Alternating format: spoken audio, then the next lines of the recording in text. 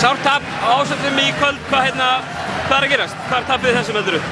Mér finnst þeim bara ekki hitta nógu vel, bara þær eru að reyna svona hakkin í teginn og gefa okkur skotin fyrir utan og þeir bara voru ekki þetta. Og það var svona sóknarlega að sé afleitur annar leikluti hjá okkur sérstaklega. Já, ég meina við bara áttum jærleikum með að skora og mér finnst vörðin ekkert hræðileg sko, ég meina eins og þegar við erum að koma tilbaka í seinna hálfleika og það lag bara svona inn á milli en svona yfir aftansfyrun að vera fín en bara sóknarlega þá bara erum við ekki að setja sig opnu skot sem við erum að fá og mér finnst við vera að gera vel að finna opnu skot en bara, í svona leik að verður bara að setja sig skot á henni. Nú kannski að úrslitakeppnin nú tapið 2 leikjum í röð á móti Grindavík og eru nálægt í að detta út þar.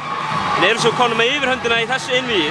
Hvað er að gerast núna í síðustu 2 leikjum heldurðu? Er karakterinn hjá Snæfell bara meiri eða hvað? Af því að liðið virðast áþekk körfuboltuna? Já, ég meina við erum að athuga það að Snæfellsliðið er Íslandsmeistarar 2 þær kunna alveg að vinna og ég meina þær eru alveg sterkar. Mér finnst það ekkert eitthvað sterkari karakter en við. Ég meina við erum bara með ungar stelpur. Þær eru með 4 Kana og svo 3 byrjunarliðs aðlandsliðsleikmenn inn á vellinu og það er alltaf munar, skilur. En okkar stelpur, ég meina, viljinn og baráttin sem var til staðar var bara frábær. Ég meina, getur ekkert kvartað yfir því. Þetta bara, liggur því að við setjum ekki skotinu meðan þær eru að fá skotunni frá bara, öllum nánast. Og kannski aðeins að þér. Áttu þú, svona hálfgert monster af tímabili á þess að vinna bikar. Þetta hljóta að vera ákveðin vonbrigði.